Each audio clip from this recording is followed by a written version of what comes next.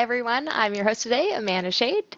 Tina unfortunately couldn't make it, so please send her all your love and hope her best wishes. But today, we're really excited to have the crew join us from Zaha Hadid and Epic to talk about their Reimagine London Island. So this has been a collaboration between our teams and really lets folks cultivate and rebuild London in their own image. So gang, would you go ahead and introduce yourselves? We're starting with Henry.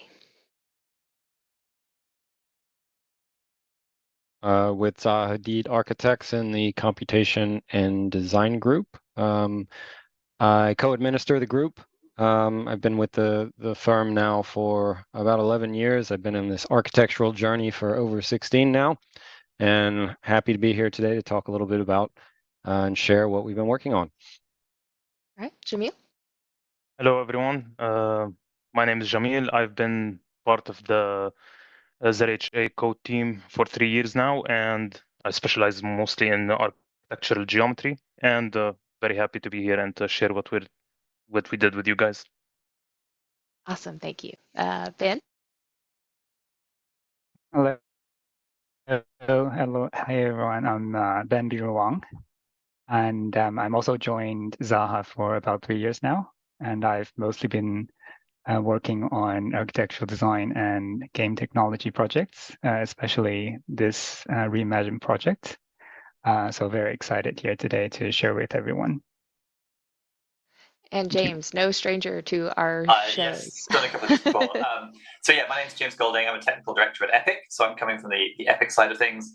And so I was working a lot on the verse code and the level design and things like that. So it's been great to work with Zaha Hadid Architects and sort of learn about their world whilst bringing in sort of our experience of using Fortnite, using the EFN tools and really seeing what we could do. Well, it sounds like you have a demo to kick things off with. Did we want to dive right into that? Sure. So I don't know if everyone on the stream has necessarily seen the island, Reimagine London. So I thought I'd give a quick demo just so people can have an idea of what it is. And so hopefully you can see this now. So essentially we created a section of London. This is between the sort of iconic St. Paul's Cathedral, which is behind me here. We've recreated the whole thing. And then running down to the Thames, which is the river that runs through London. We've recreated a number of streets in detail. And we worked with a company called AccuCities to build all of this. But then the fun thing is not only have we sort of rebuilt stuff that currently exists, but we've carved out a few spaces where you can design your own buildings. And so this is one of the spots right here. And when you enter a build site, you can fly around like this, and you can jump between sites. So we've got this site here, we've got one on the south bank of the river, and we've got a bridge right across the river. But I'll come back to this one. And then once you're actually in the site, so we created our own building system. So this is not the Fortnite building system. I'm going to reset this site so we can start from the beginning. Oh, there's someone else in it, so I can't do that. So multiplayer game, you can't just reset stuff if people are already there. I think it might be Henry who's in the site. Let's try again. No, someone in here. Anyway, I'll show you how the building stuff works. So the way that you build stuff is using voxels, a little bit like Minecraft or something, but in the sense that it's quite different in that it's running a set of rules afterwards to make a new building. So for example, if I choose down the bottom, you see we've got 6 different categories of voxel. So we've got walkway, structure, park, commercial, office, and residential. And then I can just hold down the button and sort of paint the shape of the building that I want. So it might want something like that, and I can paint down another layer. And you can see it's sort of automatically generating a building for me as I do this. And I can say like, well, let's have something a bit different. Let's put some park. I can put a nice rooftop park on there. Maybe so paint that down. There, it automatically generates something that's quite sort of appealing. And so you can sort of use these different categories to build some quite interesting stuff. So I'm going to jump over to. So we're all in the game right now. So Ben is up there. So we've got some other players who just happen to be in the game. And as you can see, it's quite fun that you can see what other people are doing. Watery Links here, where he doesn't know he's on a stream, is now seeing what I've done and does something else. I'm going to jump over to the site, one over, and here's one we prepared earlier in true That's a British children's television reference there. So this is a big site. Henry, is this one that that you loaded in? I loaded this one in, but you can clear it. This is actually a user build. Okay, so no, I can't clear it. There's someone in here, and that's fine. But you can see how complicated and interesting you can build things. But you can come in here and be like, not so sure about this. Let me edit what's here. So like we can just delete a chunk of this building and decide we want to put something quite different. One of the cool things that you can do is we've got a nice sort of spiral staircase here. There are various sort of combinations that give you a good score. So for example, and we can talk more about that in just a second. But for example, placing park next to walkway gives you a good score. You can see the score sort of popping off there, and it sort of previews it for me as I look around. Similarly, putting park on top of residential, you can see it's going to give me a nice score like this. Let's see if I can reset the site yet. You should be able to clear now. Yeah, so there you go. So this is what you start with, is a completely empty site. And so a bit easier to see what's going on now. So if I put down a sort of residential area here, you can see that it's sort of carving out some interesting shapes and not simply, got some XP. That's always nice.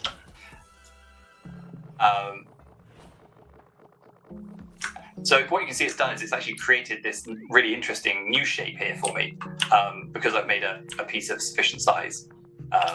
And so yeah, we're talking about different combinations. So you can place, park on top of residential will give you a nice score.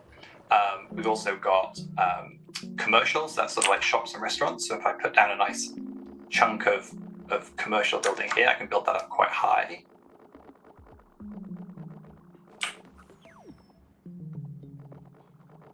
And while I'm building this, I think I can hear someone else building nearby. Oh look, we've got this player is deciding to. You can carve out the waterfront and make it into a more interesting shape if you want to. We'll show a bit more of that in a minute. So just to be clear, this is all done in UEFN. This is not using any special features. This is just Verse, the programming language we use for UEFN, and this is just using tools that are publicly available. So now we've built this kind of interesting looking building, but the shop fronts are a bit plain. That's because we want to put walkway next to commercial. And as we do that, you'll see they change how they look. And you get this cool kind of graphic design look on the front of it. So now I can like drop right down and run around in my space. And you can see there's people now hanging out. So as you put different combinations together, similarly, when I put park on top of this residential building, you can see that those top pieces have now become green. They've got little balconies, they've got little trees, and so it's really trying to reward the player for putting these different combinations together. So that's how you start, and then you can you find it becomes quite chill as you sort of decide. I kind of like a little park here. You can see we've got some interesting looking pagodas that will get placed down, and so when you work together with other people, and if you take the time, you can build some quite interesting stuff. The other combination that you can do is placing office and residential together. So I'll start a building here as an office building. I'll go up a few floors of office. You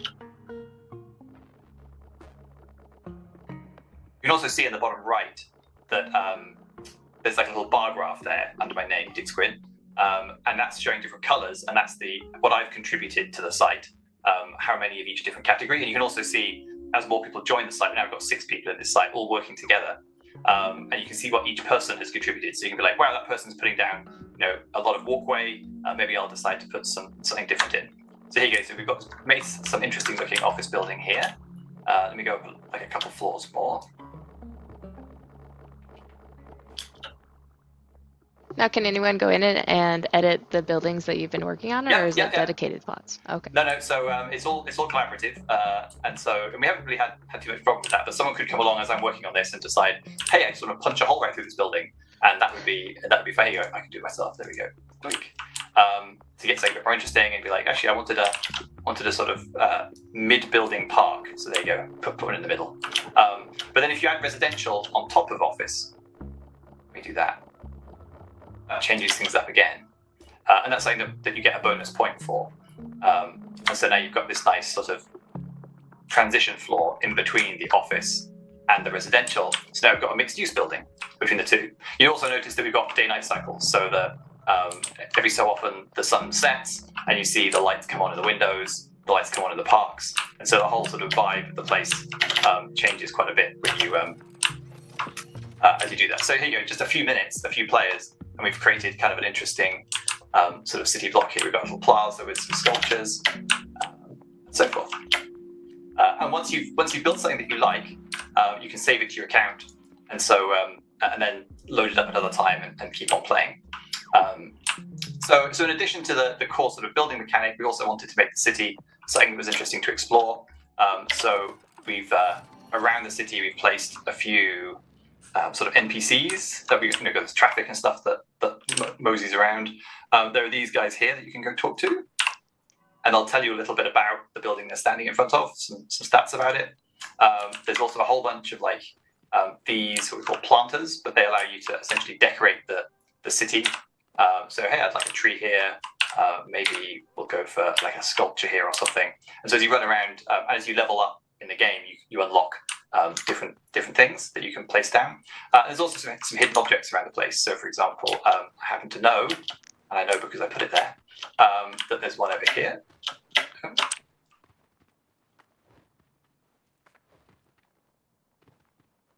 There we go. So these little cool Zaha Hadid sculptures around the place. And in the menu, there's little like images that show you where they all are. But we've tried to include a fairly big chunk of London really accurately.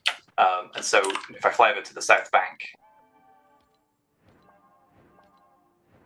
we've got this is Shakespeare's Globe Theatre, or the recreation of it that's on the South Bank. And then there's also the Tate Modern, which used to be a power station, that's now been turned into a modern art gallery. And then this is the Millennium Bridge that crosses from the South Bank to the North Bank. Someone's built a nice tall skyscraper there. So I don't know, did any of the Zaha Hadid folks want to add any comments while we're doing a quick demo?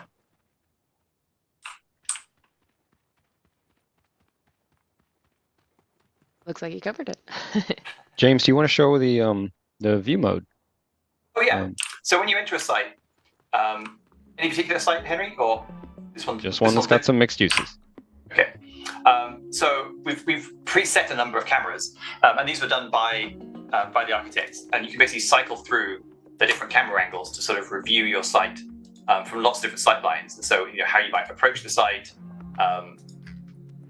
what it looks like from across the river, what it looks like from above, and so it just gives you a way to, as you're building, to very quickly jump and sort of get an idea of how it looks. And this is obviously really important. If you're designing something, you need to think about how it's going to appear from lots of different angles. And then you can see it in the context of the whole city. So you can see the 4 sites here. One at the south is the bridge, and then the 2 over here. So you get context of the whole place. So you can move between the sites. There's one other thing that I didn't talk about. Let me go back to the first site again. I meant the color view modes. Yes, that's what I was just going to do. So the other thing that's really useful and important is you can turn on this view mode. And so what this does is it shows you those different colors of voxels, so you can see much more quickly how the site's made up, how you've layered things together, how you've combined things together. This is cool. They've built a cool sort of T-shaped thing. So as you're thinking about your site and planning what you're going to put where, this can be a very useful way to review that whole thing. So there you go. Okay, I think I'll stop there. Should we jump back? And I think Henry and the Zaha team were going to talk a little bit about sort of where they're coming from on this. And now people have seen what the game looks like. And like I said, the game's still up, and if you want to jump in and go play, please do. It'll be up and running for the foreseeable future. Anyway, over to you guys. Okay, so we'll take about 15 minutes or so, and we were going to share with you a little bit related to the design and content design from our side. 1 second while I share. Share screen. Screen share. Into. While we're waiting, folks are wondering if there's anything inside the museums. Inside the what? Museums. No, sadly not. We didn't get time to build the insides of things, just the outsides. That'll be maybe the a next future phase. project. You could go inside Tate Modern and check it out. We go and talk to them. That'd be fun. Can you hear me? Mhm. So I'll just jump right in. I think we can follow like the Tate Modern. The question about the exhibit is actually quite a good one. We have a slide in here to talk a little bit about that and thinking about that problem. So if you're looking in Discover, this is the thumbnail you'll see. Just sort of jump in. So from our side of things, thinking about it architecturally, we very much sort of we love the fact that we can use this as a community participation platform to sort of engage communities. And I think later we'll talk about some other outreach things related to it. But this has been one thing which in an architectural side is very valuable to get this sort of vantage on the city that's always driven from the, the perspective of a person. And bringing that to everyone in sort of ubiquitous forms of consoles and mobile and desktop. Our approach to it is trying to think about mixed use zoning. So we looked at the view modes a minute ago. And so we're trying to take it out of this sort of suburban way of thinking about urbanization and bring it into a realm where we're creating sort of compact multi-level grounds and sort of bring that into how we think about planning in London. London's not very dense. It's only roughly 6 to 8 floors at any given location. So this offers a great way to sort of look at that and interrogate that problem. James shared the idea of like incentivizing scoring inside of the game, and this idea of like scoring and thinking about compatible uses is derived from the real world. So the idea that you want to live next to a park because it's quiet and respite. So these types of things come from actual first principle phenomenon in real world. So it's not in a sense like a hard economic system, but it is instead something that incentivizes play towards more active or engaging visual scenes.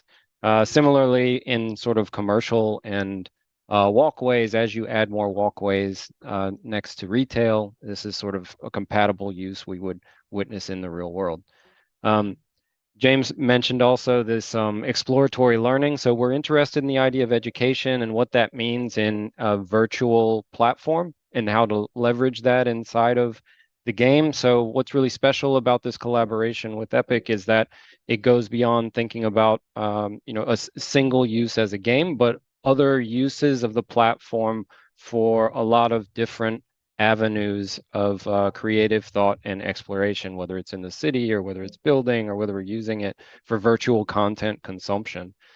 And there is an exhibition that is in front of the Tate. So there are banners that are custom graphics from Zaha Hadid architects that relate to some actual technology demonstrators, which have been made in real life and exhibited over the course of the last decade, which are placed there so you can look at them and you can interface with the person to understand a little bit more about them. So I'd encourage you, while you can't go inside of the building to experience an exhibit, there is an actual sculptural exhibit outside of the Tate, which you can go learn a little bit about some things.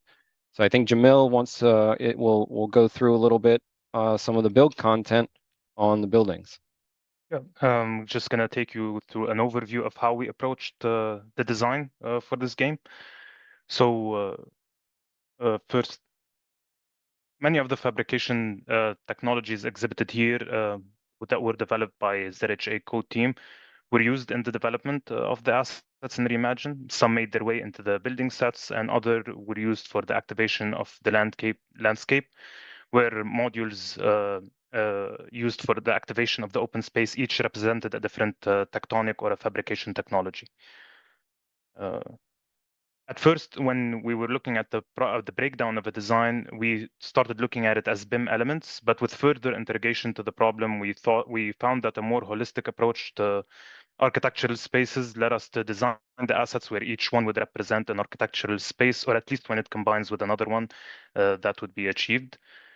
And through the use of AI and stable diffusion in the development of the features, we looked to implement where we took the design sketches that we developed, and through the use of AI, we were able to took it to a next level of detail for in the example here, and we were able to extract the takeaways and implement them. And as well, for example, doing a build and inputting it into the AI, and from that we were looking like it would give us a different perspective sometimes at the build we were looking at, and we would take those takeaways and they would be inherited by the assets. And while developing the kits for the buildings, we started by studying like the top, middle, bottom, and how a building, like an office building in this example, would react at the ground floor level, in the middle level, and the top, where the kit was developed to form a complete building. And after that, we started looking at opportunities to introduce figural spaces, like the glazing that is curving inwards, or the scalloping of the glazing, as well as the patterning, where, for example, the gradient louver pattern. Therefore, to give a holistic architectural output, and as well to push the design further. And adaptive patterning in this case was crucial due to the nature of the game, where we had to cover all possible player inputs, and therefore having a design strategy or sketch to be implemented on a various number of different voxel sizes, and have to combine together in a coherent pattern is what having to combine them together in a coherent pattern is what made it possible to retain the features regardless of the voxel size, basically. And eventually ending up with each kit for the building types, which similar to the residential one here, that can produce a complete architectural build while answering the variability of input, as well the breakaway from the rigid box nature of the grid. And in order to showcase and encourage the players to realize all of the features present in the game, we released a sequence of tips and how-to videos for each of those on the Discord channel for Reimagine London. The combinatrix of this game unlock endless possibilities, basically allowing players to craft unique cities and incredible diversity.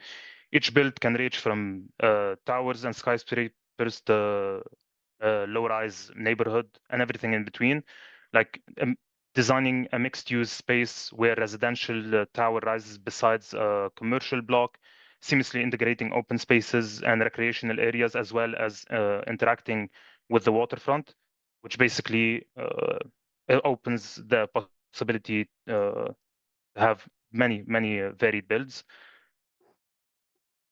And as well, the combinatrix of a single set are designed to answer like any input of the player, and they work together as you can see in this animation here. As a single set, it would always be coherent regardless of the input, but as well when it's introduced to another build set. So basically, for example, like here, a resi building and a retail block, as well, the build would be coherent and makes sense. Yeah, so on another detail, in order to achieve the combinations or the combinatorics that you saw just now that showcased Vision Mill, we need to design a various range of the prefab sizes. So ranging from the smallest voxel size, which is about 5 by 5 by 4 meters, to like a bigger prefab size where it can include a broader curve design, or host more activity within the cell. So from this animation, you can see the various types of assets that we designed, from one by one structural sets to activity sets that include curvature with different tectonics, or the interior sets, or the long, tall one that includes the curvature, media screen, the stair, etc. So these various assets can combine into this big agglomeration of architecture. And also, of course, the big stair ramps. So with that in mind, when we're designing the shape bonuses, we also consider the in real life build projects. So we reference the shape bonus sizes from actual build projects of Zaha Hadid architects in this residential layout, so that when the shape bonus is achieved, it's always true to size.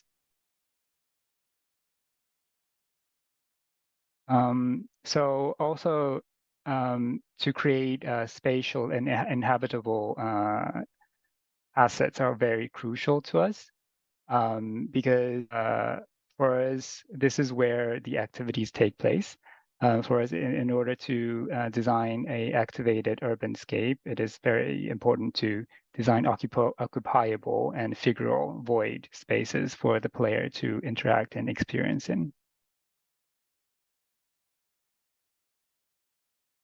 So for scene activation, we also implemented various different high fidelity textures and also like animated textures to indicate players when the scene is activated. So for in this case, when a walkway is placed next to a retail piece, the animated media screen would show up to give player the cue of activation.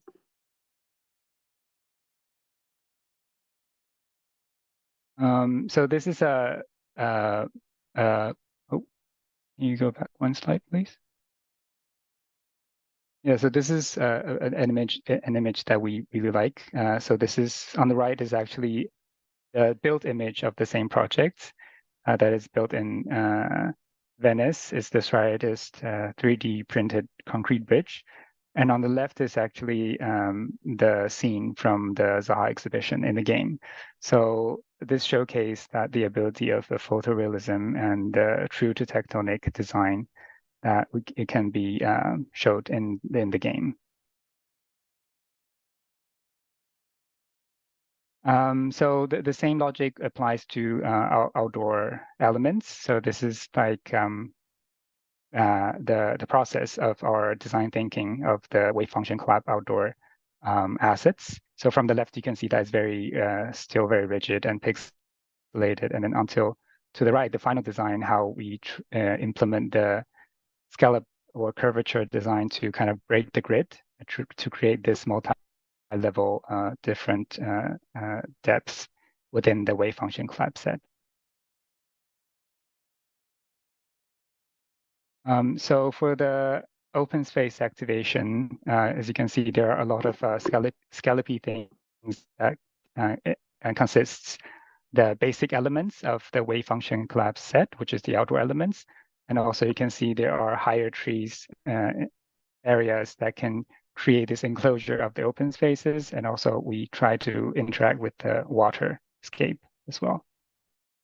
So yes, this is the water activation set where we also try to interrogate how London City should interact with the waterfront. So including the outdoor set, we also try to think about how to implement the foliage as one of the architectural design aspects. So we try to implement different layers of plantation in different height to create various space enclosures within the outdoor set. So from this image, you can see how on the surrounding is the landscape design, which is creating this enclosed park space. And then in the middle, there's a walkway element that kind of leads the player into the building. And here you can see on the right is the activation of the water. And then on the left, there are different spatial design. Yeah, and next, please. And then here you can see how different sets of the asset is actually coming together. So it's in the middle is the spatial set, which is the stage.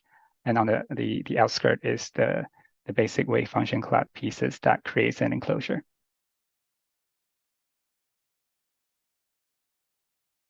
So James mentioned the sort of colored box view mode, and this is a fundamental way that we practice within architectural sort of in the architectural realm is to think about sort of massing and programmatic use in how we develop projects along the way. So this was a natural way for us to think about communicating both organization, but also have a way to link it directly to sort of practical uses within the office.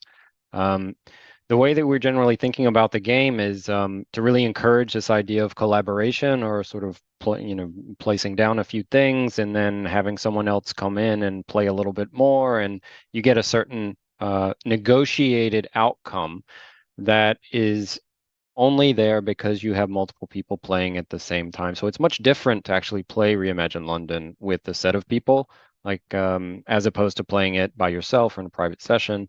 And it's quite exciting to see sort of the different types of outcomes that happen in that type of environment, and to encourage that through the gameplay itself. That's one way of thinking about community participation. Is to think about a lot of different voices with sort of competing goals all coming together. And so this idea of creating mass customized urban space is one of the sort of principles for how we've jumped into thinking about content design, is to think about how these come together in a lot of different organizational scenarios, but still have coherence while maintaining a lot of these uses. So keeping all of the categories intact, but being able to have a much richer vocabulary for urban space that you can deploy.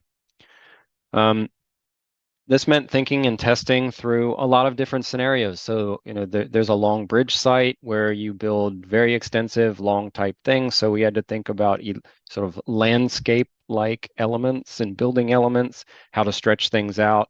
It's pretty neat to, go have the train and sort of run along the track and build along. It's very interesting also to sort of jump in the water and look at these things from elevation. But this idea of thinking about different states that we can test the combinatorics is something we have to consider from the design side. In terms of platforms, we're working mostly in Rhino and Maya to think about content development, content creation, and also procedural generation of different types of massings to test them, and then bringing them in to UEFN. So these are just a few examples of some of the ones that we've sort of been testing. If you play, if you find us online, you'll probably see us load one of these up so we can sort of test some other things related to them. So there's some low-lying things, some tall tower-like things. And so we sort of have to think about the combinations of things as we build. So that's sort of the end of us talking about the sort of design from our firm side. And I wanted to share a little bit with you sort of post-release, what sort of happened. And I know, James, you can also speak a little bit. You've been looking as well, and Jamil and Ben, so feel free to jump in. So I put together a little reel of just a few of the things we've been seeing over the launch, initial week or two, just to give you a flavor of the types of things that people have been building in the game. How they've been using the tool a little bit. So, in each of the different sites. So, I think it's worth mentioning that, like, the first day or so, it was kind of chaos. Like it was sort of speckled voxels everywhere on a lot of sites. But it was fascinating to see, the evolution of that. Yeah, I think that the first 2 to 3 days, most of the things that I tended to see when I would jump in a session here or there, and I have it on my mobile using GeForce Now as well, so I can sort of jump in and jump out, and made it really helpful, like on the go, to just sort of look at things, but not really play. And I found, there was a lot of this sort of pixelated stuff, but people were starting to get a sense of like the pairings of the scoring, but doing relatively small elements. And it seemed like by at the end of the first week, there was a shift from just thinking about just the pairs to looking at more of the shape bonus. And that sort of transition from thinking about scoring and creativity as merely pairwise to thinking about scoring and creativity organizationally with large sort of bricks made for much different types of results. And regardless of the scoring, just talking about sort of visually the types of spaces and figurative spaces that we've made. And what's been really fascinating is to see just how intricate some of these things are. Like, I'm always surprised when I jump in and look at like the aerial view, and then actually jump into the game at this sort of first person view, which is really the power of this, from like being able to really get into a very intimate scale with your community and really build at a scale which isn't quite a building scale, but it's also not just a prop scale, right? So you can actually interface with content at a much more spatial level. So we were seeing things like bridges and seeing things like the way people were playing, like placing mass, bridging across. So general tactics and strategies that we started to see were much different. This one, they were, directly interfacing with the waterfront, and some of these were very coherent, and we started to see larger and larger figures and developing not just buildings, but spaces. I think there was even one time I was building the bridge and someone enclosed me in, and I was on mobile, so it was very difficult to get out. But it's really neat to see how different people play, and how people engage with this content and what they sort of want to do. I think there were probably two times when I was in and there was a large group, like probably 6 to 7 people who were all building together, and it was so fast. It was really impressive to see them sort of going through it, and it wasn't like they were building like individually over here and then over there. They would sort of build and then someone would come build on top of it. And I think that's really capturing a bit of what we had hoped that the project would do, is to encourage this idea of negotiated urban form, and to think about, how my decisions might influence your decisions, and to see how these sort of complicated things at the urban level, like, potentially complicated rules that are underlying the sort of way that urbanism develops, that you just get a glimpse of a few of those, but it allows you to, investigate and explore it in a much more free way, a much more sandbox-oriented way, to really explore the city. I love jumping in a parachute as well, and like, getting really high and trying to float like on top of the Tate Tower, which you see me here doing just to look around. And there are a few other advantages which are really neat to get sort of an overview of what this could be like on the Thames. For those of you that, are not in London, this is a fantastic way to experience London in a way which Google Street View can't really do.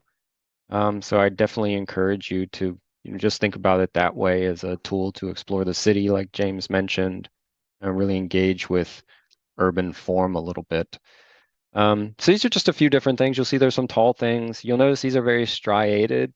People are building larger shapes to try and get more bonuses, a different type of scoring as opposed to these pairwise things. There are a few people that were doing things related to just the outer shape of it, and not really concerned with the mixed use, but just trying to think about it as a creative vessel to explore form.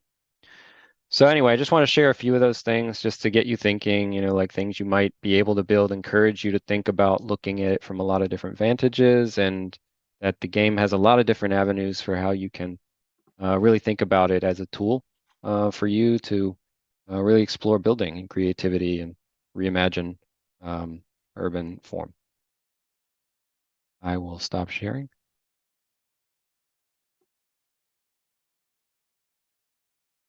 Cool, thanks, Henry. So I might jump into the editor now. So I've got the editor up on mine. If you want to show that, let me know when that's up, and I'll start flying around a bit. There it is. Is that working? Mm-hmm. Cool. So this is the map in the editor. I thought people might be interested to see what it looks like behind the scenes a bit. And so, this is the whole area that we figured out. We've got some nice sort of Niagara clouds up here. Here's our waterfront, and we've got some buildings down here, but obviously they're much lower quality down in the distance. But and here's our main chunk of city. You can see things like all the devices around the place for the little planters we talked about. These white lines are sequencer splines for the pedestrians. Pedestrians are kind of interesting. They did not mean to move you. Sorry, sir. These are not skeletal meshes. These are static meshes with a fancy material applied. So they're super cheap. They're as cheap as rendering a regular static mesh, actually. So that's how we could get away with having quite a lot of NPCs around the city. In fact, it's animating them is so cheap.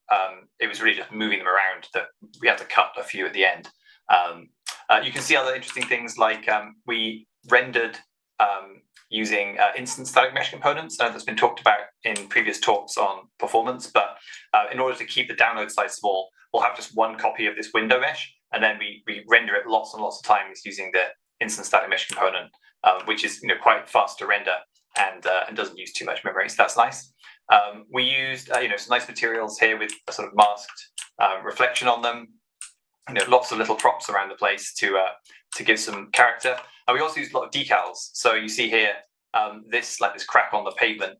In order to get things to look a bit more characterful, we can just add these decals in and drag them around just to sort of make things look a bit more interesting. I think we've got some stains and things that you can move around, and by moving them up and down, you can fade them in and out. So even things like these square sort of manhole covers are decals as well. And then the way it's set up in the editor, so the Zaha team showed all the different modular pieces that were made, and so each one of these is a building prop in the editor. So we can open up some of these pieces, and you can see the mesh with the and we can add some additional components for NPCs, for our whole standing people looking a bit threatening there. But then so we have I think there's about 300 in total in the game of all of these. They're sort of split up by category, so we can look at all the park pieces here that are needed to put together the park. And so then we have the verse code, which is spawning these dynamically. So you place down voxels, the verse code runs to figure out what to place, and then it spawns in all of these modular pieces, which have all the sort of foliage added in, potentially lights added in, and we just have them set up so that they all seem neatly to each other. An interesting fact about that is we also have content which is sort of the default unscored state that you see, and then there is a state which is highly activated. It has more props, it has more texture, it has more trees, it has more people. And that was intentional from our side to visually sort of give you feedback as you are scoring better, or that you are encouraging more mixed use or fulfilling the compatibilities of these types of uses, and to visually get that feedback. So we have two types of content that are constantly sort of being swapped. So this is before on the left, and then when you add some park to it, you get this on. So it gives you kind of a nice, we sort of mentioned it earlier, but you can see the two different variations. What's your process for flagging or creating those? So if a user's made more interactions and you were like, oh, we want to reward them with these additional content and interactivity, what's your process for triggering those changes? That's interesting. Yeah, we sort of wanted early on that it was sort of in the world that you were seeing these sort of upgrades, and so we would just sort of go through all the different pieces, and then it's in the verse code that it actually determines, you sort of set which is the upgraded version, which is the basic version. And so we started off with everything just basic, and then slowly added in more and more. There's actually a mapping in the code. Actually, I'm going to be brave now and pull up my verse code in front of people. So here's some verse, which I know everyone loves.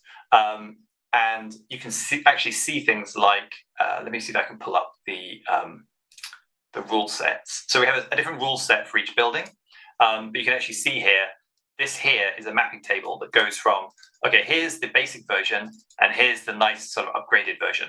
And so that's how we implemented it, is it just says, okay, anytime it finds this, if that voxel, if that region has met some criteria, then actually use this one instead. And we can even have multiple, it's an array, so you can have multiple variations it would pick randomly between. And then the rest of this file is the actual definition. We sort of set up this whole system, which allows us to express how it should take a region and then populate it with pieces. So some of them got pretty complicated by the end, but this is all verse code that's essentially just explaining how to chain together a set of simple operations to fill a space with props. Very cool. So yeah, that's probably a good place to stop for now, and maybe see if anyone had any questions, and we can jump back into the game. We can poke around in the editor, but I don't know, Henry and team, did you have anything else to present before we maybe go to Q&A? No, I think we're okay to jump to Q&A. All right, yeah, we've definitely got some community questions, so we'll just jump right in. You'd mentioned some software that you're using at the beginning. Are users able to integrate with other modeling formats, say Revit, Rhino 3D, A software in general, to bring models either into your UEFN project, and I'm sure they can their own, but can they add customizations to this one as well? They can't add to this particular project, but maybe Henry or team could speak to kind of getting assets in from, if they had any particular considerations when they were bringing in architectural assets into UEFN. Yep. So I'll take the first part of that, and then Jamil can talk about particularly the content. But I mean, in terms of content creation, there are a lot of different options out there. Blender, Maya, and Rhino are all excellent options for creating content. But Jamil and Ben are probably better able to talk about sort of tips and tricks for how to make content in those, which is maybe more relevant, I think. Jamil or Ben? Yeah. For the content migration to Merlin, to the project, basically we're finishing the model and setting it at a 0 world position, and then exporting it with the correct orientation as a PX, and we imported it, and it carried through the mesh and its materials, and with those materials we were able to assign the materials that were in the editor to our assets. And as well, there were a few technical considerations to take due to for the geometry that we were importing from a triangulation and vertex count as well that had to be considered. But yeah, that's the majority of the basically the way we used to integrate the assets into Merlin. It's worth mentioning that because we could use Namite. I mean, some of these meshes that's actually not too crazy, but there are some pretty high poly meshes that they could sort of bring in. Here we go. So this is sort of like 13,000 triangles that was able to be sort of punched in quite well. Some of the, like I said, we worked with another firm on the sort of city meshes, and so some of these, like, I don't think this will work, but let's find out. Yeah, but you can see like some of these sort of cat meshes are really, really high poly. So that's the great thing about UEFN having support for like Namite in there, is that on some platforms which support it, you can bring in super detailed. I wonder if this one is particularly, that's not crazy, but you can bring in very detailed meshes and get that full quality on some platforms. But then we just made sure we set up LODs so it would run on everything afterwards. But I'd say there were probably like three, just to touch back on the types of content. So I mean, we were pushing a little bit the envelope in terms of wanting to model every board kind of thing, or every stone. And James is laughing, but he knows this to be true. And so, I mean, that side of things we brought to the content as well, is like we did not come to this thinking that we were going to texture all of the stones. We wanted to express them to be stereotomic, or like dry stacking of masonry. And so we wanted to actually do that instead of doing it through a texture pipeline, to try and express at least some of the breaks in the geometry that way. And looking at some of the general like curved, doubly curved shapes that we have, like that was always going to be a polygon, problem that we would have to sort through. So there are a lot of topology tricks. If you ping us on Discord, we can talk about it in detail, I'm sure. But there are a lot of little tricks to how we thought about that related to fabrication technology that we're already sort of prototyping inside of the office, whether it's timber, or concrete, and stone, these kind of things, and wood. To think about topologically how to describe those in a slightly more effective way that is compatible with game design, which effectively we have gains in the memory budget because of that. So I think there's some of the collaboration showed that in some of the content. So yeah, if you're able to, look at that, go under one of the bridges, open them up, you'll see there's some things which are quite intricate. I think one of them, there's one of the structure pieces is sort of a bunch of sort of a tessellated spatial structure. I think that's technically our most dense polygon. It's just under 2 megs. I think one of the trees is technically our largest mesh, but that one, I would say topologically, that was the most challenging type of content, was to do something that was porous, or that had a bunch of linear elements and was mostly void. So surface modeling, or most of the buildings, they're, let's say, more conventional approaches to optimization. But as you start getting into things like this, which you really want to express elements and voids between them. How do you deal with the collision on this? Well, in the end, we made it mostly simple. For a while, we were flying through it and really enjoying it. But this is something to consider. So we brought this to the collaboration, was thinking about, well, we have this type of content and we really want to express it this way. We have some timber stuff we're really keen on. We have these sort of spatial structures, these dry stacking of masonry, and we want to express that. We have some scalloping and stuff, which is done on a sort of concrete level, which is very small scale. And so we brought that thinking to how are we going to do this? And there were a lot of different discussions. We had technical from an art side with Simon, et cetera, to think about how to do this. And there were concessions along the way. But ultimately, there is there are definitely some interesting things happening with the content that I think are worthwhile to look at, open them up, interrogate them a little bit. There's probably something there that you can take away for your own projects. Well, Awesome. there. Very in-depth answer. Sorry. Did you have more, James? No, any other questions? Oh, yeah. We definitely have more questions. So, what would you say, right? Because you've now released an example where folks can go in and really dig into the project. Yes. What would you say would be some of for somebody opening it up, like a creator diving into this file, what are some of the really valuable takeaways? Is it learning how to build some of these procedural structures, or what are some of the key learnings that they can pull out of this example project? Yeah, that's a great point. So just to reiterate that, so the core building mechanic of Reimagine London we released last week in 32 is this procedural building sample. So it doesn't have a lot of content in it, but it has the core sort of building system, the voxel editing, the two main procedural methods we use. So that's the sort of space grammar, the shape grammar system, and this wave function collapse system that we use for the parks and the walkway. And so I think the big things to take away there are, building big systems in verse. That was something that we really wanted to do in this project that we hadn't done in a lot of other projects internally. It was really important for us to be pushing verse, seeing what's possible. And so, seeing that you can build systems in verse that you then use. So things like the shape grammar, you're building a system and then you're using that system to set up these rule sets and how all these different meshes are going to be placed and in what conditions. And if this side is free, then use this, otherwise use this. And so I think it shows that you can use that kind of verse grammar to actually be quite expressive about building systems and then putting those systems together defined in verse. So I think that's one of them. I think also performance as well. We talk a little bit so there's docs around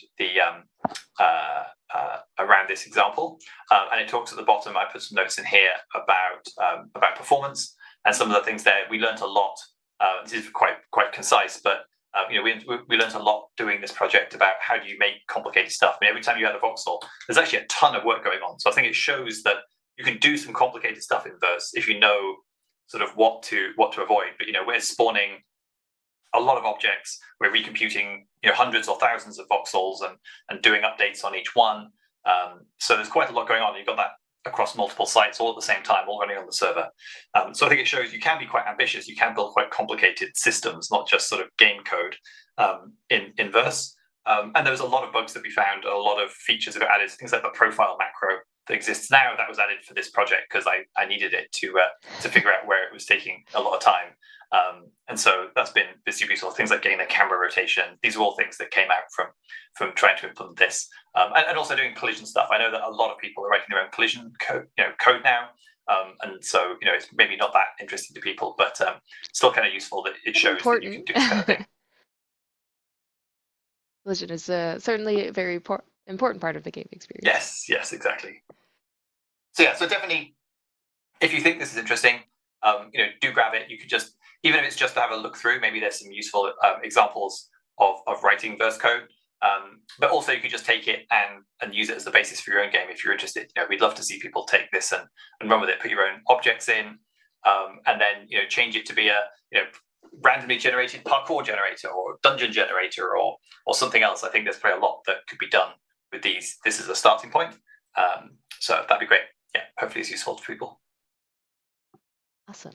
They're wondering, how long did it take you to make all the constraints and the rules and things for these props in the algorithm for so many, there's so many different types, and how do you keep track of those constraints and rules? Well, So I'll hand off to the Zaha folks in terms of actual content, but in terms of rules, it sort of started simple and then got more complicated. You can kind of see, this is a super simple rule set. I think this has I think we have a picture here. You can start with something like this, and I remember Jamil and I, chatting through a very simple set at the beginning. You just have a few different cases that you need to cover, and then you slowly build from there. And so, the rules in this example are only a few lines long, and then we just slowly got more complicated. And again, it was driven by the architecture team, and I'll let them speak to that. But it was basically you start with simple rules, and that's what's nice about building a system is that you build these individual rules, then you can put them together, and then they'd come back and say well, we actually want alternating floors. And so, okay, so now I need two sets of rules, one for one floor, one for a different floor. And so the rules just slowly get more complicated, but essentially all you're doing is just rearranging simple operations into more and more complex forms. So I don't know, Jamil or Henry, or Ben, if you want to talk a little bit about how the rules evolved. Yeah, I mean, it started basically to reiterate on James' point. It started from a very simple set, and basically, as we developed the design, we wanted to introduce more features. We saw that more rules needed to be applied. For example, if you wanted to do the big office piece that the curve curves inwards with a balcony, then it needs, for example, when four assets, four voxels were together, it would upgrade to that big piece. So that's an example of a rule. And we would look at our design features and try to draw what are the rules that we need. And we would ask James, would this work? Would this not work? And he would guide it yeah, we can do that. We can we can do, and we would adapt the design as well to the constraints provided by James. And it progressed to become a very complex system for all of them. And maybe Ben could speak for the wave function collapse set. Yeah, I think for wave function collapse is more of the other way around. I think we would usually just provide a set of 10 pieces, and we think that it will cover all of it. But then James would come back to us and say, "Oh, actually, there's about 10 more missing pieces." That's you kind of see required to that complete here. the set. We start with one thing, and then here you can kind of see, we actually need all these different permutations for how the how things can happen. And so it was start simple and then gradually got more complicated as the project went on. Yeah, I think one of the ambitions overarching, why it is so complicated looking, and I think at some point James was cutting paper to make sure they would all fit together the right way. So one of the ambitions from our side was to make it more realistic in the sense of we want to use this to build a building, not just to play the game, right? So to bring it to a sense that content that you experience in a city is all different scales, right? So we could not say that it was all going to be 5 meters by 5 meters. That's unrealistic. So the way that we approached it sort of took it out of that way of all having universal bricks and rather having dynamically sized bricks to capture certain spatial gestures. So if there's a bigger curve or a bigger space we want you to occupy, that ambition drove a lot of the complication. And so each of the kits has a big special piece. They're different shapes. One of the reasons why James had to cut so much paper. And we had to think about those. So there's a very tall sort of sinuous S. There's some of these large porthole pieces. There's some that are, scalable in a length. But that was something driven by the idea of the experience, that the content should be of a different scale relative to its gesture, right? And on let's say Jamil is being very humble, but it is quite difficult to negotiate all of these things. And we constantly had to have a little prototype, like a building, a little squarish one. And I think, if you go to the Discord, we show you some little proto buildings that have a lot of bells and whistles in them. And so we tried to always be thinking about it as a building. That way we could think about it as a composition. Is it cohesive? Do these gestures make sense? Does it have a feature on the front that's different from the back? Does the bottom feel different from the top? I mean, all of these are somewhat proportional or experiential, let's say. They're not hard fixed rules, but that type of thinking about content, always in a sort of whole form, And then we, would then talk to James very specifically about how to make some of it work. So sometimes some of the big gestures we could cut up and they would be simplified, but some of them we could not. And we would need to have more complicated rule set to deal with that. But it does take having a target image, what you want to create. Because if we're just thinking about it as individual elements or disparate parts and hoping that they will come together, they never did, ever. And we tried that early on, and the outputs weren't great. So we shifted a little bit in the content making to make sure we always had a little prototype. And then when we talked to James, we basically had a little box version, which is very similar to the view mode you see in the game, but only at the sub-element level. That way we could have a very specific mapping discussion with James about where the graph goes for what. Yeah, so this is a map which just has all the props in, so for like checking them over. So that gives an idea of how for each rule set, how all the pieces, and then how they all go together. I really like this image because it's like little islands of style sets, and I think that from our side, this was also very important that we did not develop one language for all of London, but rather this suggests that there are multiple architectural hands at work in the urban fabric. So when you look at it from the sky and look at, all of these things, it does not look like one building that has been synthetically growing on all of the Thames, but rather it looks like coherent architectural thoughts that are occurring in discrete patches. And it gives a sense that there could be other architects, not just Zaha Hadid architects, interfacing and developing urban form. And this is a way to start thinking about this sort of ecosystem of content creators and how they might interface in creating content that is different, but altogether sort of works as a sort of palette. Awesome. Great answer, y'all. What else? They're wondering how much space did it take? Like, did you use the standard amount of, for your project size? And like, Yeah, we did. obviously have massive assets in here. So we played by the rules. So here you go. I can actually show you the project size. So you can see that there were a couple of big. So here you go. So we were 343 out of 400 meg download size. So that's pretty good.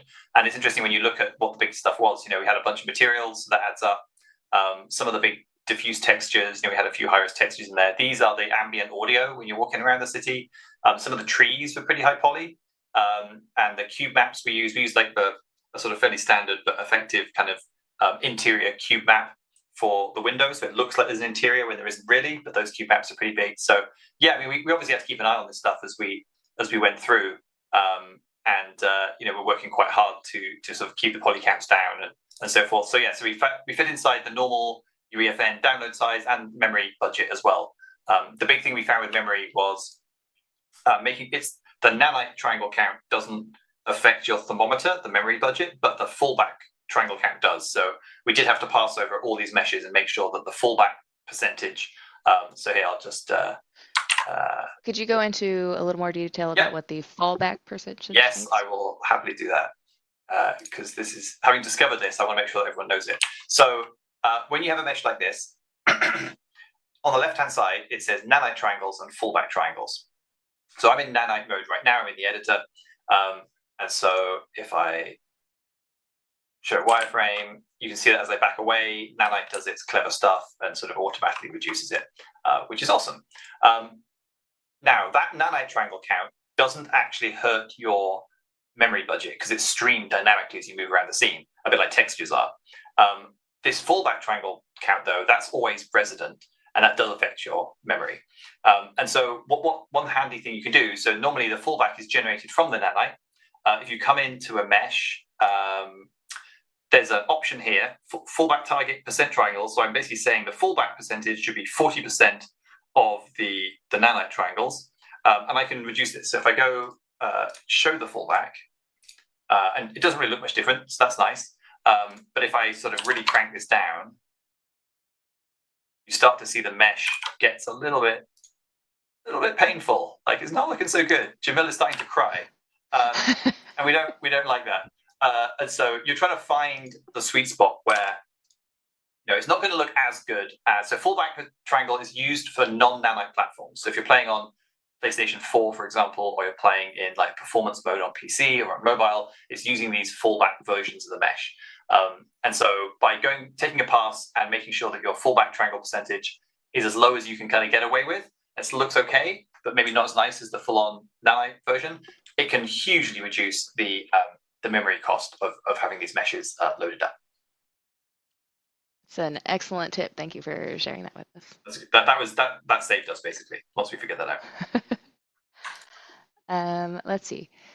I think this goes more to when you were going through the demo of the island itself. Mm-hmm. They're asking if they can be maybe a little more granular and talk about where like one apartment, or can the user control where one apartment ends, or can they make walls or doors, or is that very specific to, that's not necessarily built in the game, but if they took the example, maybe they could add that granularity. Yeah, I mean, the general idea of this was that you could work quickly, and that we actually did have a version of this game early on where you basically picked meshes from a palette and placed them down.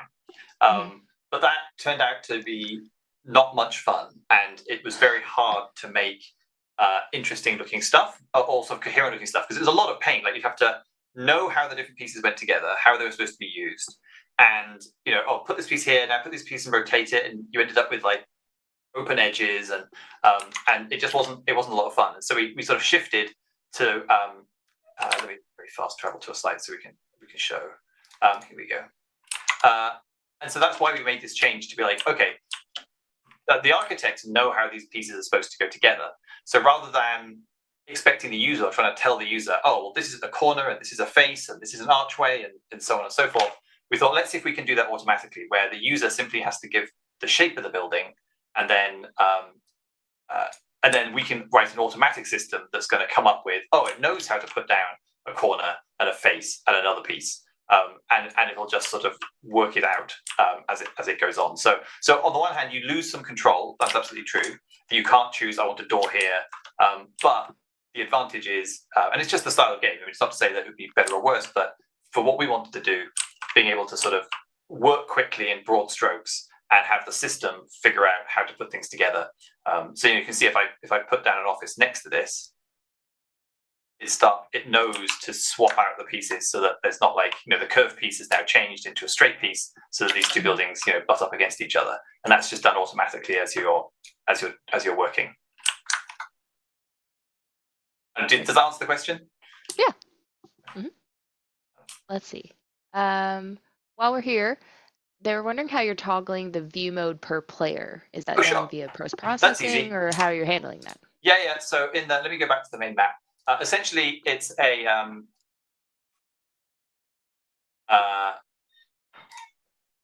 let me just go.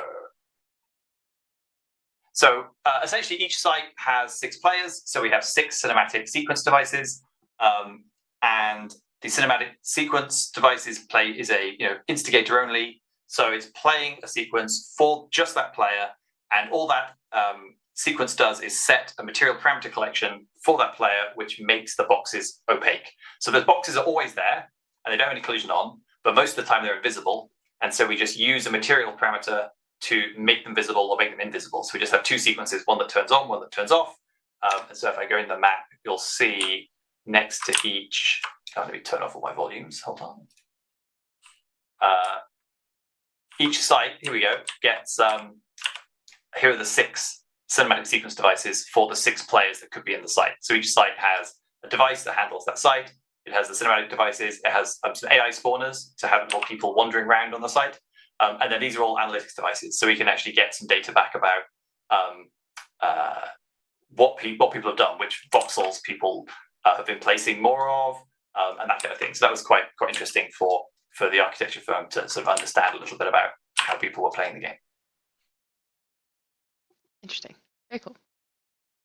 I guess harkening back to your fallback percentage, they're wondering, can you do that with like props and things as well? Is that any asset? It's just static meshes. So specific. So if you're making a prop which uses a static mesh, then yes. But generally, that it's the static meshes which are eating up your memory.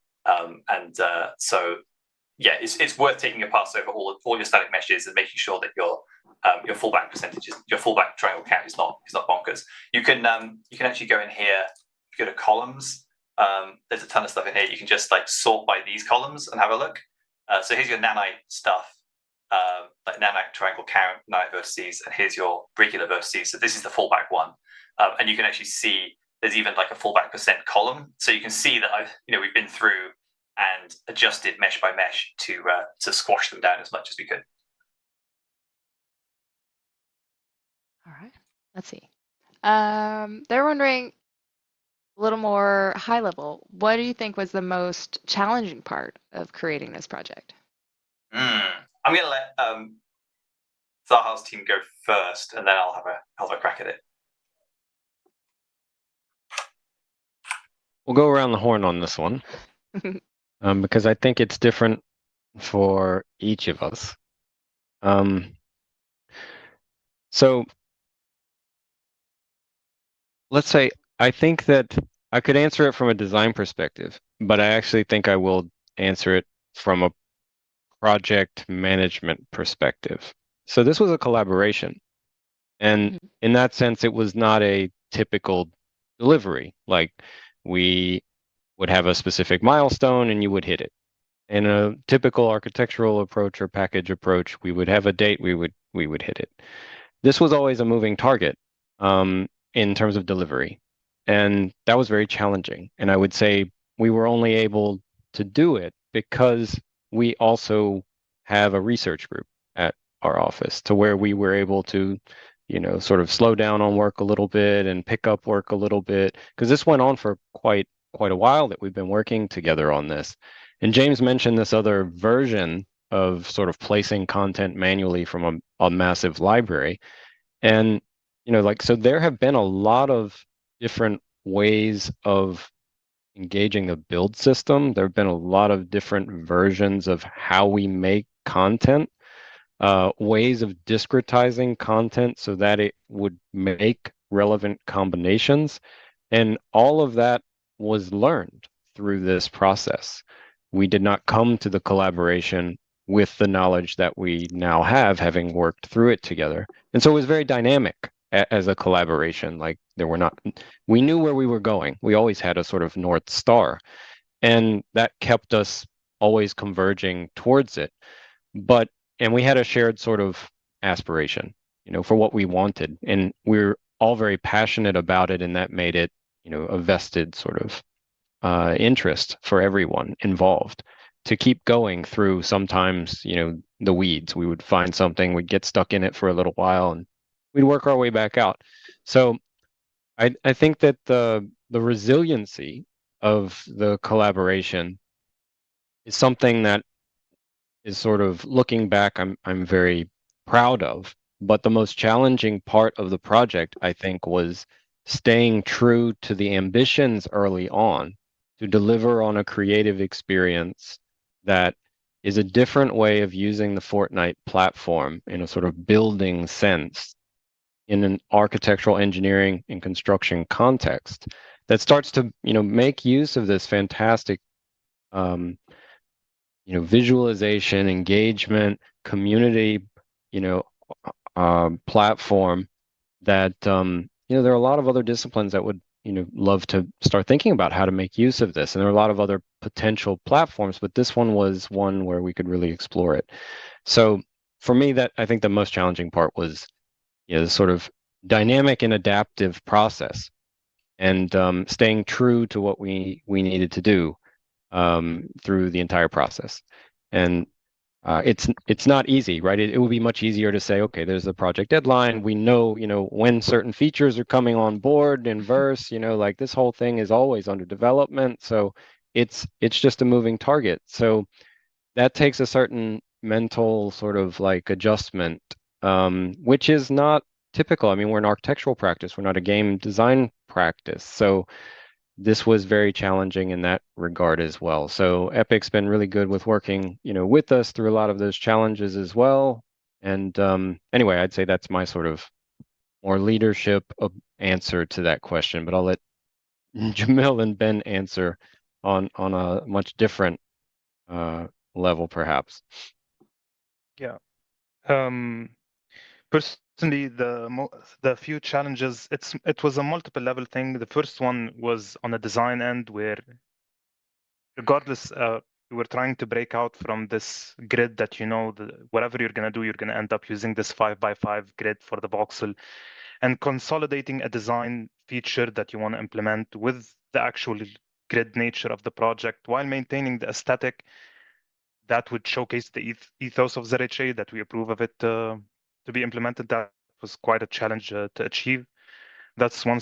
And second, usually when you're working on an architectural project, it's a static thing. You're refining it, editing it over and over. But this time, it's like this intricate set of assets that is always moving, always changing.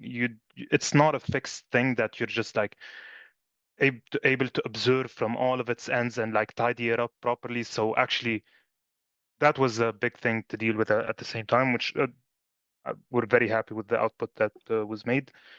Third was from a modeling and optimization standpoint, is going back to the fallback percentage that James talked about prior. In order to stay in the memory budget, there was technical requirements for our assets to be successful, basically, which really impacted our modeling skill set and the modeling strategies we had to use. For example, a very small example, a detached edge, if you reduce the fallback too much, the vertices are not welded, it would create a gap in the mesh, so it looks broken.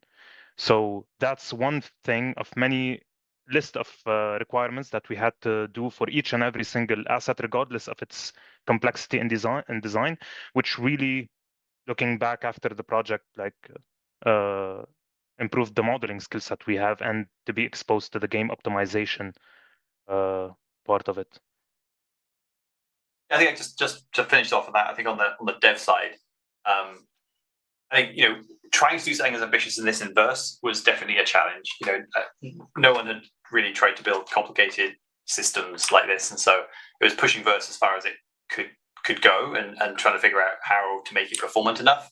If I was writing this in C++ or something, which I've done in the past, you could be a little bit more. You could write things a bit more simply. But in verse, you do have to be a bit more careful about exactly doing the right work.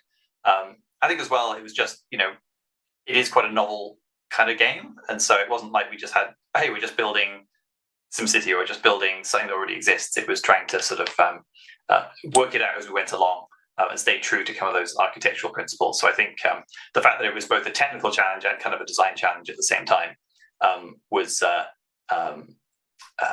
think some of the biggest challenges. I know we skipped you, Ben. Did you have one that you wanted to sorry, call Ben. out? Good.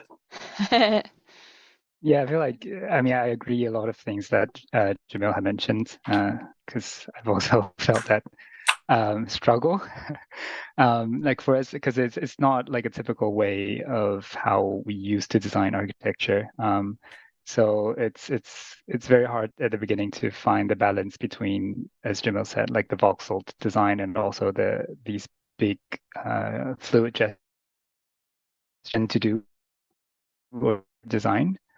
I would just want to add one more thing that is also, I think it's a bit of a process that we took, is to figure out the rule sets, the economics within the urban environment that we're trying to create.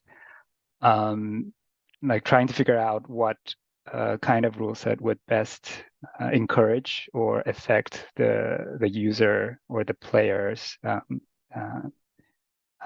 the way they play the game, basically, like their strategy or their behavior. I think that was kind of a quest for us at the beginning. And I think definitely we would also want to implement more rule sets, like how the rule sets that's related to the context, for example, that is not implemented in the game this time. So yeah, it would be something to think about maybe in the future as well. Thank you. Thanks for those answers. We've got a couple of more questions, if y'all don't mind.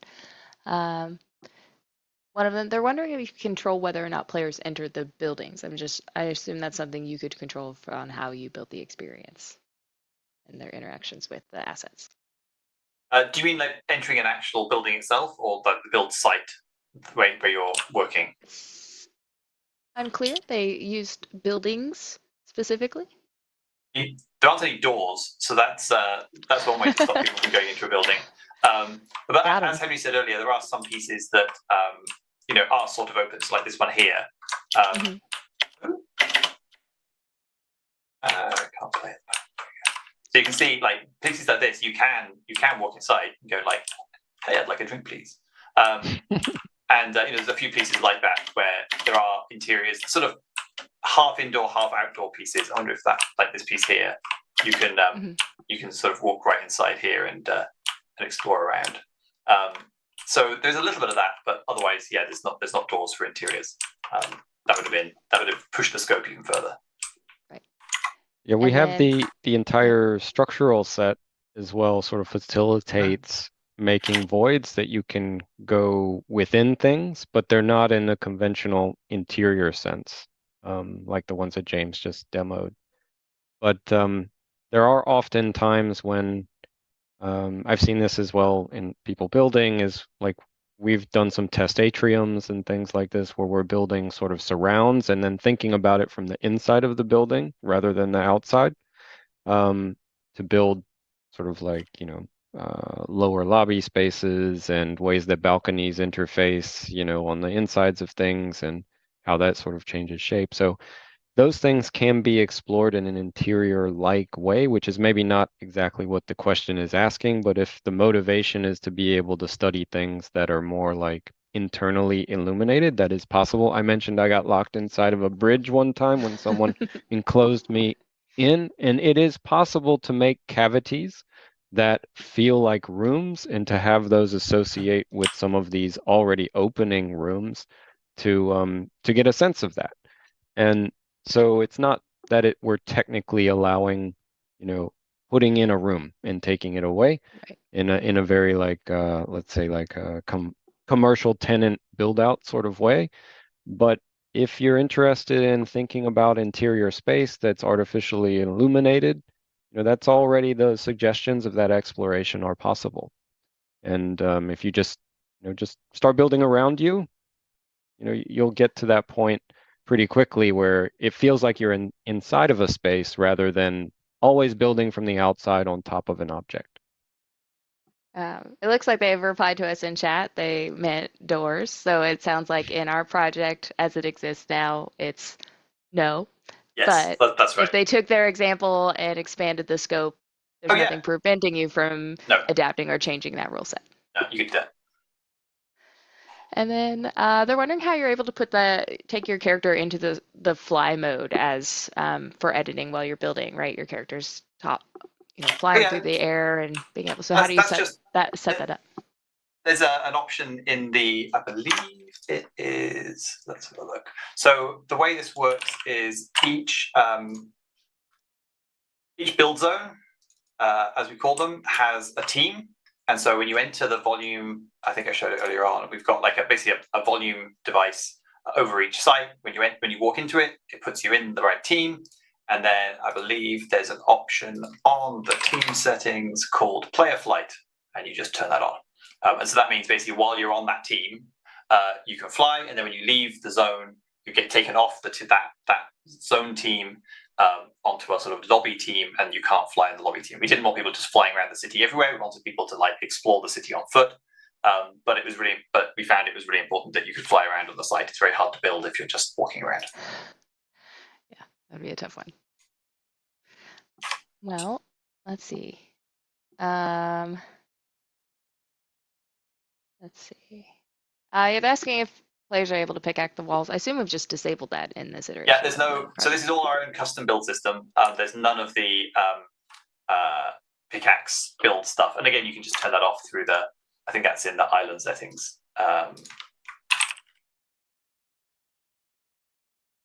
Can we ask a question of the is it possible to know, what everyone on the chat, what you're roughly using UEFN for, how you're using Fortnite, if you're just interested, sort of give us some general survey feedback of your ambitions for being on this call today. Oh yeah, like Are you curious about the example? Are you building your own Yep. islands? Are you excited to build a city? Did you Tell accidentally us in click the chat. link? Just tell us. Like, this just looked like an interesting bunch of people to listen to for some for Yeah, an hour. we can take the next question while those come in, but it would be interesting to know, the types of audience and the things you're interested in and how this fits into, your next few months or your next hour, etc. Good. All right. Well, we wait on some answers for chat. They're wondering, how do you get some real city data? So, you're not necessarily pulling something from Google Maps. Like, how do Yeah, you yeah. That's a great recreate question. a real city? Yeah, so we were very fortunate to work with this company, AccuCities, and they don't work on games. They use Unreal Engine to build these models of cities. They get used for planners often. They'll do things like a lot of cities, particularly London, have rules about sightlines or about how you can't build something if the shadow is cast onto this other thing. And so they already had a model of London which was used for professional builders and architects and designers and things. And so we knew that they used Unreal Engine, and so we said, well, would you be interested in collaborating with us on this project? And they were super excited. And so they basically took their models and then they sort of bumped them up a notch in terms of quality. And so they use photogrammetry. They go out and take photos, and they scan buildings in the real world, and then they basically have a hand pass where they sort of tidy them up and clean them up to be more like clean game models rather than a sort of point cloud set. And then they took the path of doing things like replicating the windows, so it was just one window used multiple times. But because it's based on real scan data, I think they told us that it's down to like a couple of centimeters precision. And actually, if anyone does know this part of London, it is almost eerie to having played this game and worked on it to then walk around this neighborhood. The detail is bang on, like the proportions and everything, and there's so many little things that are true to life that they did a phenomenal job on that. So so that was sort of how we did that is through a collaboration with a company like that. But it does sort of show what's possible in terms of bringing in pretty big data sets. Yeah, I think conceptually as well, we were thinking from a map side to try and think about what are the landmarks in a city or in wherever you want to make your map. What are the things that are permanent or you want to persist, and to really celebrate those in a great detail or fidelity. So you'll notice like St. Paul's is of a lot higher fidelity than some of the other buildings, and that's intentional. As is sort of thinking about the build sites and the sort of panoramic buildings around the build sites that are just there to give us an impression of what it feels like to be in the city, but they don't have, that quality that you can really appreciate the geometry down to that level of scale. So thinking about levels of fidelity in the map was something that we took on very early to make sure we could have our polygon budget in the landmarks that absolutely had to look, like phenomenal. And they were really interested in doing this as well. So that made it really helpful just in terms of strategizing priority and things like that. I was going to say I'll come back to it after the next question. Oh, it was on the building. So you mentioned the AccuCities, they are not typically in game design. And I think that, similar to our collaboration with Epic, AccuCities also had, like similar takeaways for how to build like photorealistic buildings that are optimized for this environment. So even the way that they sort of split things and instance things, not just at the windows, but even individual elements, that was interrogated a good bit. And there was a lot of discussion about how to actually get that map content into the game to be its highest, possible fidelity. Nice. All right. Looks like we've got, as far as your question, the community, we've got a mix of folks. Some folks brand new to Unreal Engine, kind of curious to dabble into UEFN. Others, we've got some full-time creators that have made a number of popular islands. Procedural generation in verse and looking to create maybe like a dungeon generator. Or we have somebody that's curious, they want to see if they can use this as a cityscape or make a cityscape using these tools to use in a rocket racing track. Be awesome. Is that a thing? Like if they took, Yeah, yeah. I mean, I think use the that'd be example to create a city, is that something that can be transferred to like rocket racing? Yeah, yeah. It's the same tools, right? It's just like rocket racing has some specialized tools on top. But yeah, I think that would be pretty interesting. You could have it so that every time you start, it randomly generates some buildings for you, and maybe picks a few different courses. It can't randomly generate the rocket racing track, but yeah, I think you could do something quite interesting where the scenery is different every time. So that sounds like a great application. This feels like a nice sort of cap, unless you all have any other key items you want to hit. But they're wondering, what general advice would you give in creating more like large spaces or open worlds? I know this is sort of tangential to this, but this is a big space. And so what's sort of your advice for folks trying to develop into that? Yeah, we didn't use world partition in this, and you certainly can. Obviously, that's a tool that is in UEFN. We just found that because and that was an interesting process, because we expected to use it from the beginning. So world partition, if people don't know, is the tool that allows you to basically split your world up into grid cells, and then those are loaded dynamically as you move around. So our map is loaded all the time for everybody. Partly that was because we wanted to jump around, but also when we brought in the real world environment, I think oftentimes when people are building a game with streaming in mind, you have to build it from the beginning so that things sort of sit nicely on the different cells. But because we had London as it really is, and some of these buildings are huge, right? That they were spanning multiple world partition cells, and we just couldn't get it to work cleanly with the way that the actual buildings were. So we just didn't try and do that. So I think world partition is great and does work well, but you sort of have to know from the beginning and build your city around it. I think it's quite hard to take an existing city and fit that into a streaming system. And obviously, games have done it.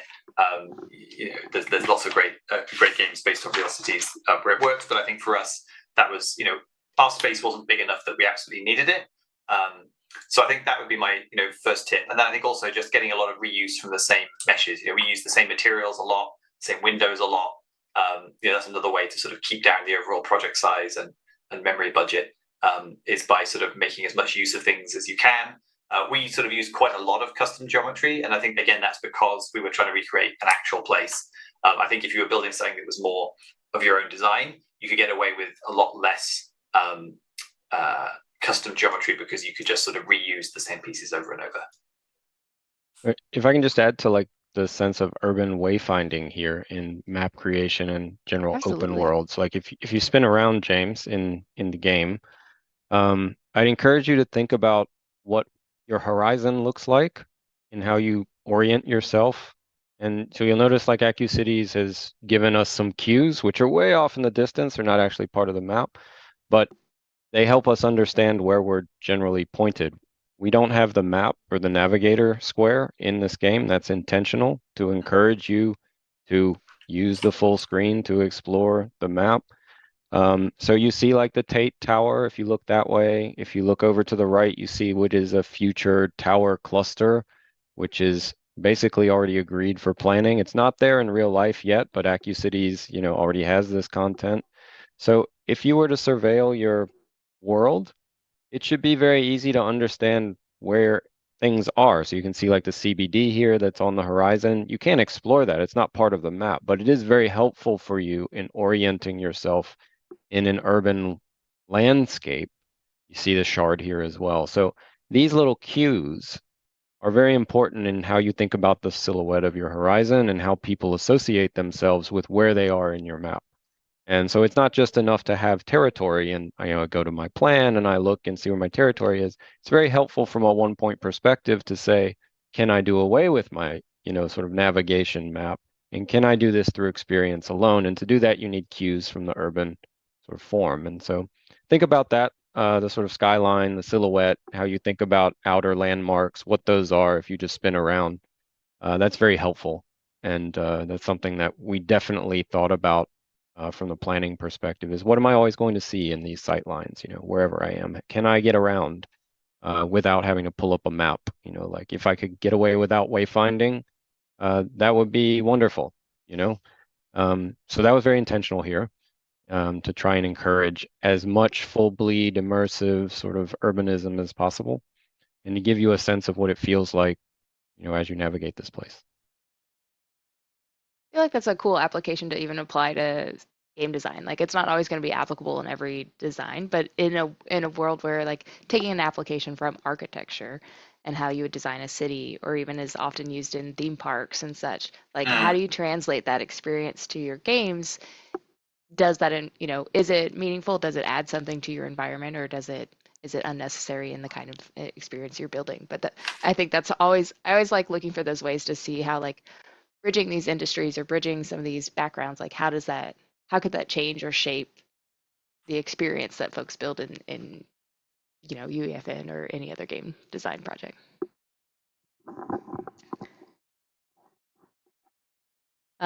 We do have some more questions coming in, so if you want to keep answering, what do you think? Up for a few more? Sure. Fine with me. Let's see. Folks are wondering, would this have the capacity to, like, if you had a stadium, could you have like teams playing in theory, like as if it were a live game? Would that be more of a simulation, or what would be could that be in the background and running? I'm not quite sure I follow. So do they mean like, Like if you're running through the city, like if say there's a stadium in the area, like could you have what looks like players playing soccer as you're running through your city? I think you could do something like that. I mean, we pulled in some custom animations for our little pedestrians walking around. So you could definitely bring in custom animations for AI to be doing other things. We actually use, I don't know if you can see any walking around here at the moment. Yeah, here you go. So these are AI NPCs, skeletal meshes walking around. We actually use the MetaHuman locomotion set for these, but they're just custom animations that we brought in. So if you wanted to have some custom AI that were sort of playing football, yeah, I think that would be doable. That'd be interesting. Let's see. I think we kind of touched on it, but what was the project's final memory calculation? I don't remember, but I think it was a sort of 95,000 out of 100,000. I think we were pretty close on memory. We basically just kept sort of that's a tough one to, and like I said, because we keep the whole map loaded all the time. Right. Yeah, that was the we had to keep an eye on, but it wasn't too bad once we sort of could just sort things and keep on top of it. Let's see. It says, I'm not sure we'll have a clear answer to this, just given this timeline and the scope of the project itself, but they're wondering how long did it take on the coding side to create the map? And, did you, how often were you running into bugs as you're getting it published? That's a good question. I mean, like Henry said, development took place over quite a long time because when we started off, we sort of realized we didn't have the features we needed to actually make this, and so there were periods where we'd be doing more work or less work, and similarly, like it was slotted in between other projects that both of us were working on. But as the features became available that we needed, I mean, there's things we'd like to have had. I saw a question earlier on that was, if we could have picked something. I would love to have your had wish list. Yeah, things like a global leaderboard would be fantastic. I'd love to see, because you can get a score for a site.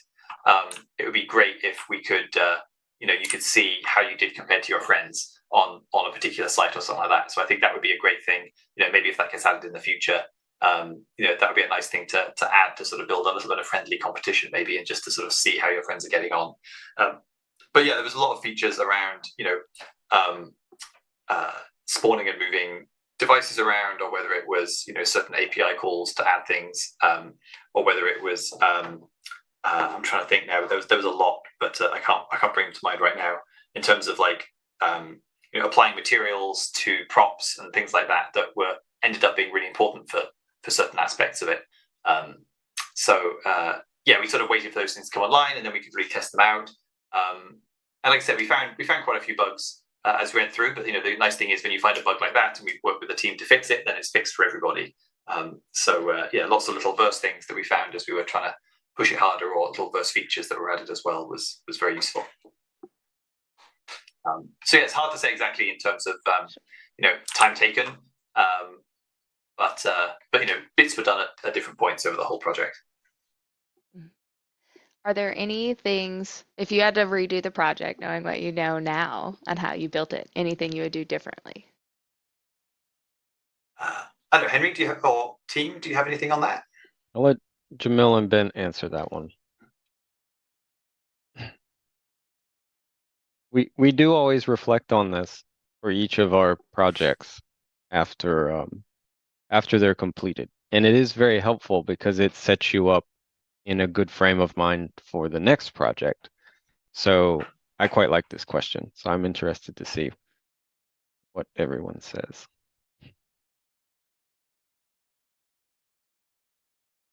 I mean, I don't think, I mean, I think I would, there is something that I would love to see developed further, I would say, rather than do differently, which is the economics. I think it can be more complicated to kind of more intricately affect the decisions made, or like how users play a certain voxel. I think that's something that I would like to see develop more. Yeah. Yeah, and if we were to do it again, I think in the initial concept art development phase, I wouldn't be so much concerned with the technical restraint that just the grid, basically, which is that was wrestling with that grid was a major component for me personally. And thanks to the support of James, of course, we were able to achieve what we wanted at the end, which we always had the support. So kind of, but wrestling with that grid was the thing that if I were to do it again, I would dismiss a bit in the beginning. Yeah. James, if you get to do it again, what are you going to do differently? I think it's easier when you know where you're going, right? You know, because we would, so like we could get there a lot quicker without some of the sort of intermediate versions that we had, which would be nice. I think in terms of learnings, you know, it's tricky because it is so different than what Fortnite is, you know. But I kind of like that. I think that was important that we're making things that don't feel like BR, and to show that is possible in the tools that we have today in UEFN. And I think the fact that we saw people really get, you know, get quite into it and spend a lot of time building things, it sort of shows that there's people playing in Fortnite right now who are sort of interested in playing something that's quite different. So like we could probably have made it more tycoony. You know, we could have made it with some kind of income thing, and you're trying to sort of, you know, get your numbers up rather than the more kind of puzzle game sort of approach that we have at the moment. But I think there's something to be said for trying something that's a bit different, and so I don't necessarily think I would have done that differently. Yeah, I think what I probably would have said is that there are certain things that we found out we needed, whether it was audio design or particle help or art implementation. There's certain roles that I would have liked to have got in place sooner rather than having to wait till the end and sort of getting people to help out as we were finishing things off. I think getting someone to like review content and make sure it was all clean at the start would have been good rather than having to like fix a bunch of things later on. So I think having your sort of standards, you know, poly count expectations or number of materials, or just making sure the materials are optimized and you've got like a master material that you're using across everything. We had to basically do quite a lot of work at the end to optimize things to run well on all platforms. Just in terms of materials and other things, because we didn't have someone on the project from the beginning who was setting that stuff out. It was mostly me and the Zaha team. I love that we've just got some random players in here just building stuff while we're hanging out. So we didn't pay these people. This is just people playing the game while We've been dropping the link in chat, so maybe it's some of our maybe it's people on the stream. That's awesome. Mm-hmm. Are there more questions? I'm going to paraphrase this one just slightly. What was the most creative workaround that you had to apply in the game to get something working? Oh, I've got one I'm embarrassed about. Is it the paper, so James? On this menu here, the way that this menu gets you, so this is the like unlocks. As you level up, you unlock new pieces or new trails and stuff like that. This unequip all button here is only there because when you open the menu, it needs something to focus on, and then everything else is generated. And so I needed a button that was always present. So I just stuck this button here. so that otherwise you end up with no focus, and then if you're on controller, you can't use the menu or even close the menu. So that was a last minute. I'm kind of embarrassed to admit it, but that was that one. So there you go, dirty laundry. I mean, sometimes those are the most, right? If that's just how the system is operating and you need something to work, you have to come up with creative solutions. So, Yeah. any other interesting workarounds? There were certain things that we removed in the end. So that there was right up until near the end, you had to connect bits of your site to particular site entrances. But we ran into a lot of issues just trying to get that. People didn't understand that mechanic. They'd be building and it wouldn't show the correct buildings because they weren't connected to one of these site entrances. And we were struggling to figure out how do we communicate that, how do we tell people about that. And so the workaround was basically to remove that mechanic and just be like, hey, you can build anywhere on the site. You don't have to be connected to an entrance. And so I think that would be my takeaway as well, is sometimes simpler is better. You can sort of get too caught up in trying to do too many things, and sometimes you just want to keep it a little bit simpler. Did that change how, you're saying you quote unquote had an entrance? Had you designed around each of these sites having a specific entrance? Did that change how you had to, like your kits or any of the sets because of that change? I don't know, Henry, do you want to comment on that? I think you were on holiday when we made that change. I was on vacation. I came back and the game had changed, and I was like, "What's going on, guys?" Well, let's say that making it simpler made it more engaging. And I think that when we were developing this very ambitious creative experience, there were a lot of different levels of ways that you could engage with this.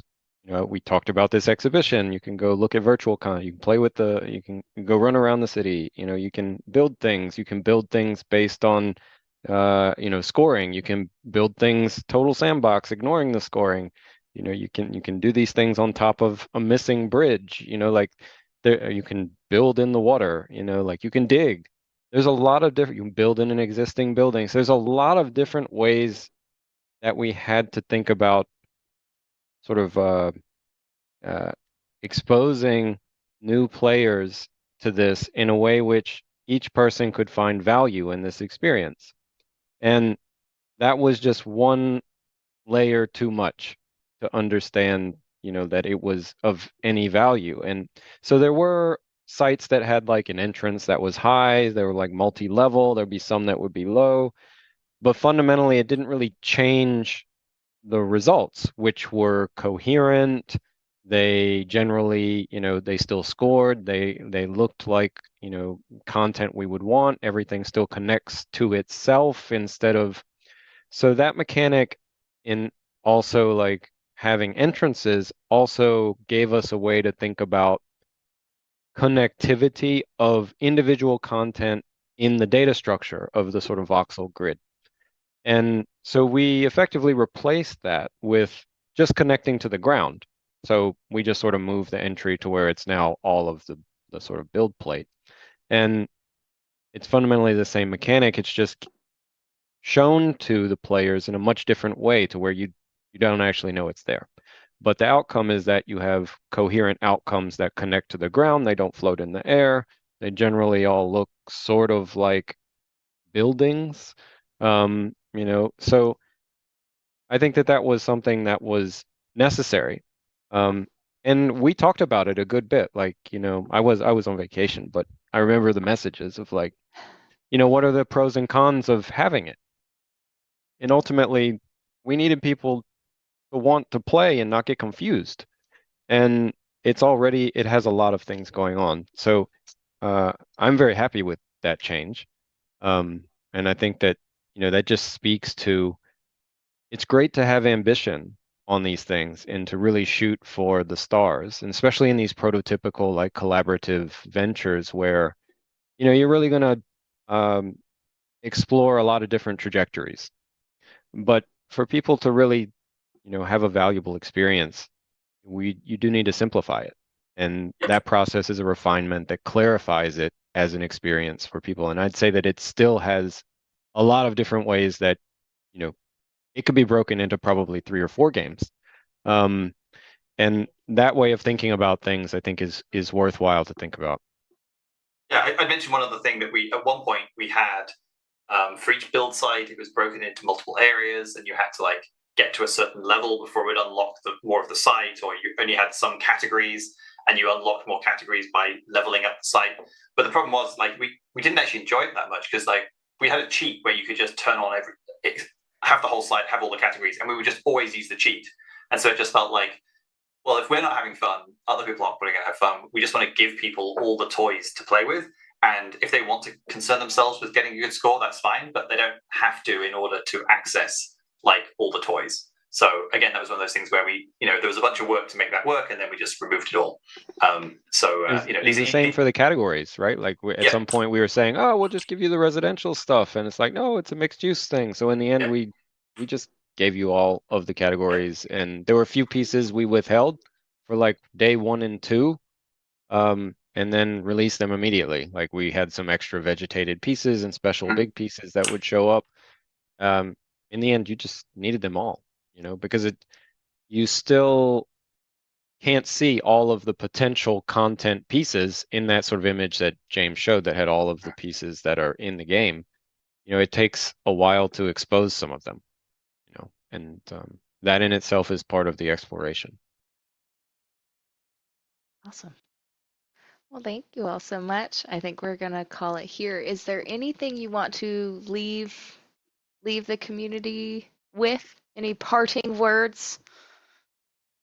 I don't think so. I mean, I think I guess all I would say is, thanks for tuning in. And I love the conversations we've had around the project, both with players, with other developers, and I think the interest people have had in doing something that's ambitious and different has been great. Hopefully we'll see more things like this in the future from everybody.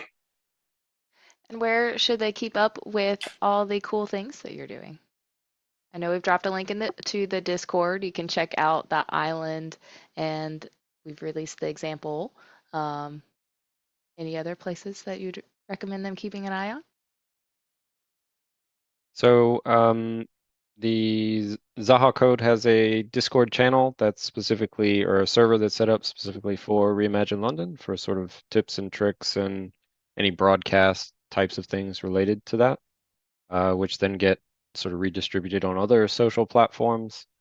So if you join that, you'll be able to see some of the things some of the content combinations that may be of interest, or have some other broadcasts. But they're more on the architectural side of the social network, let's say. I think from the Epic and Fortnite creative side, there's definitely that whole ecosystem that we will link up to, but you can probably speak to those avenues more than I can. Yeah, I think they're already here, so. Yeah. Go ahead, James. I was going to say, I think there's a few things we're sort of thinking about in the future, like maybe we'll do some more educational materials around this. There's definitely conversations going on about how we can sort of continue to explore what what this project can do and how we might use it. And I know Zaha Lead Architects are doing the same kind of conversations. So watch the space. I guess we'll try to make sure we promote stuff through the creative channels whenever anything comes out. All right. Well, thank you all for coming. Thank you to the community for coming out, hanging out with us, and asking all kinds of excellent questions. As James said, stay tuned for what surprises may come in the future, and we'll see you next time. Have a wonderful week, everyone. Take care. Thanks so much, everyone. Bye-bye. Thank you. Thank you. Thank you. Thank you. Bye.